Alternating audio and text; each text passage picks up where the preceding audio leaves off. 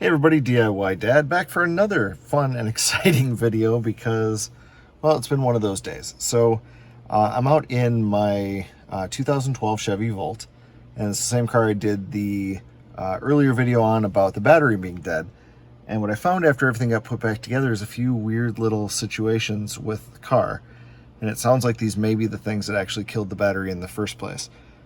So what we're going to do is we're going to walk step by step through the process of replacing the VCIM module in a 2012 Chevy Volt.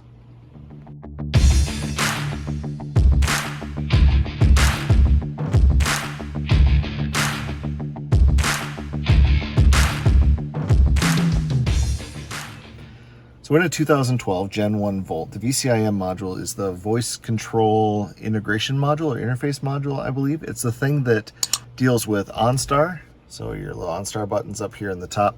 It's also the thing that allows the hands-free to work and the Bluetooth integration with your phone and all of those fun little things. And apparently it also is directly tied to the navigation system in the car and the car's ability to actually keep the clock working. So on my wife's car, the clock, every time you shut the Volt off and start it again, resets itself to 12 o'clock. It also has a date that's in like 2006 or something like that. And you cannot set that for whatever reason. It just will not allow you to do it. It's trying to get it automatically from somewhere. And with the module being dead, it won't do it. The other thing that we've noticed is the GPS is now completely non-functional. The navigation comes up with a calendar icon and puts me somewhere in the middle of Rice Lake, Wisconsin, which is weird since I live in Minnesota.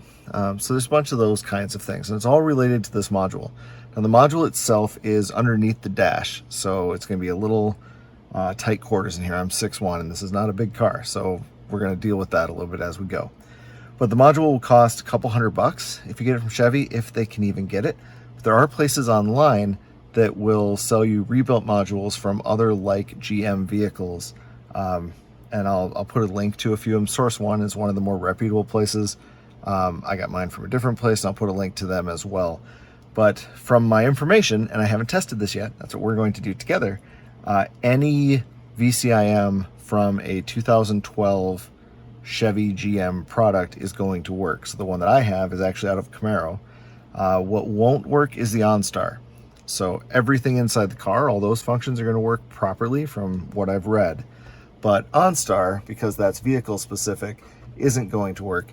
I don't care about that because I don't use OnStar, so I'm good. All I want is my Bluetooth back and my clock to not reset itself to 12 o'clock every time the car shuts off. So let's get into it. Okay, I wasn't kidding when I said this is very tight quarters, so it's gonna be difficult to video this, but essentially in the Volt, the VCIM on a Gen 1.5, so 2012 and higher, is going to be right back here. So I can kind of show you this.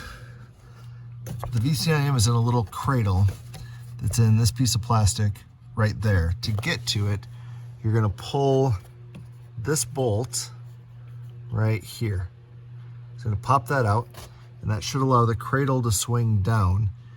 And then the wire that you see, I can kind of maneuver right back there, is the one that plugs into the side of the module itself. So you should just have to remove this bolt that's kind of hidden behind your ODBC, and the panel should come down. Don't mess with this part because that's an airbag, so you don't want to be pulling that off, especially if your battery is still plugged in, which of course it shouldn't be. Anytime you're doing any work like this on a car, you do want to pull the battery cable. I, of course, have done that. You're going to have to take my word for it. No, I'm not going to prove it to you. So I'm going to pull that bolt, and we'll swing the cradle down, and we'll take a look at what we're working with here. So we've got our bolt removed. It was just a 7mm simple thing. The angle's a little bit weird. You're not going to get a socket on it, but if you have just a socket end and one of these little screwdrivers, you can get in there pretty easily. Once that's out of the way, this piece will kind of slide out. This is holding the bottom of the cradle. And the silver thing that's right up here is actually the VCIM itself. So you can kind of wiggle that loose. You'll have to kind of angle it to get it past the carpet and this little footrest here. Just kind of wiggle it down, and you should be able to get it free enough that you can get access to the cables on the back. there are 3 little plugs and an antenna that you're going to have to get to. So I'm hoping that I can pull it out and unplug those once it's out and I don't have to somehow get my hands back behind it. We'll find out in a minute. So I've got the VCM kind of wiggled down. It came down and then was able to sort of swing and kind of turn. So you can see the connectors now. So we have these 2 white connectors and then we have the antenna. So I'm going to get those disconnected. One thing of note, there are 3 plugs on the back of this module. I only have cables for 2 of them. So I've even kind of felt up inside on the inside of the dash. There's nothing that plugs into this black plug. There is just the one, the 2 white plugs rather. So black plug must be for a different car. GM likes to use the same module across multiple things, so it must be for some function that this car doesn't have.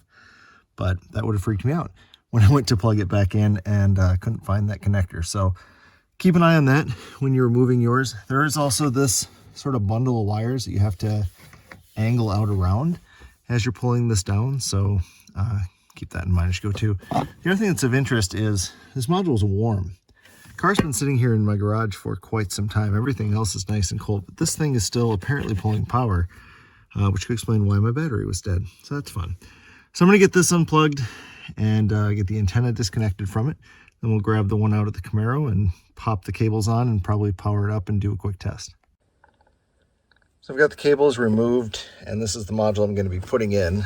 So you'll see that they are identical in every single way, but this one's out of a Camaro. So with this, these 2 cables came out very simply. They're just your standard, GM cable where they've got the little clip that you push in on the one side and they pop out. The antenna cable has this pink housing over it, and there's a little door on the one side. So you can kind of see if you look at the module, the receptacle's got this little flag on it that comes out, and that door is what clips over that to hold the antenna in place. So all you do is you kind of clip this down. So looking at it in place, you can hinge it sort of towards you. So hinge it down, and then this will pull straight out, and then the antenna will just pop off. All of this removal with just that one screw took, a minute. So total repair on this, if the new one works, you're looking at 15 minutes if you don't stop to do video. So once you're reconnected on your cables, slide it back in. For me, the way that I oriented it, if my thumb was the 2 white plugs, you kind of had to hinge it like this and then up. So the plugs go in first, sort of around that wiring loom, and then you turn it so that the plugs are pointed towards the firewall and it slides up. If it feels like it's not quite seated, there's a little channel it has to fit in at the top. So you can kind of reach your hand up here and sort of push the top edge over. And once it's in that channel, it should slide directly back into place without any hassle. You shouldn't have to force it at all. It'll push back in. And then this lower piece of the cradle just gets hinged back in. That screw gets reattached. And we're ready to hook the battery back up and see what we got. So here we are in the car. You see my GPS compass is now saying calibration, which before it was giving just a line through. So that's going to update as soon as I start driving around. GPS is now placing me at least in the right state, but again, I'm indoors, so once I get outside and drive around, that should clean up. Here's the real test. Now previously, when I would go into the config menu and go to Bluetooth pairing, I would get a message that popped up that said Bluetooth not available. So let's see what we get now. So we go down here to phone, select Bluetooth. Hey, look at that.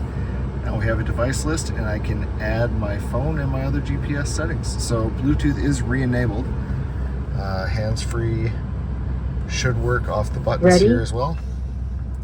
And you can hear it talking to me there, which... Thank you. Goodbye. It hasn't done in about a month. So looks like this one's going to be fixed. I'm going to take it outside and get the compass calibrated and see if I can pair my phone to it, and we'll close up from there. So just back from a quick shakeout run, the compass is working, GPS is working, and my phone paired to it. I was able to call my wife and confirm that, yep, everything is now working, so she can go hands-free again and doesn't have to use her speakerphone on the dashboard of the car anymore. So we're going to call this one a win. So pretty easy project. Again, total time on this is probably 5 to 10 minutes, a little bit of monkeying around under the dash. It's not the easiest place to get to, but it's certainly not a hard thing to do. Just one 7mm bolt, and that's all you need to do this replacement. So this being the end of a DIY dad project, I owe you a dad joke. And since we've been working with car and GPS and stuff, how is an easily offended person a lot like a broken GPS? They always take things the wrong way. Right, remember with any DIY project, most important step is just to do it. No one's going to see the flaws unless you point them out.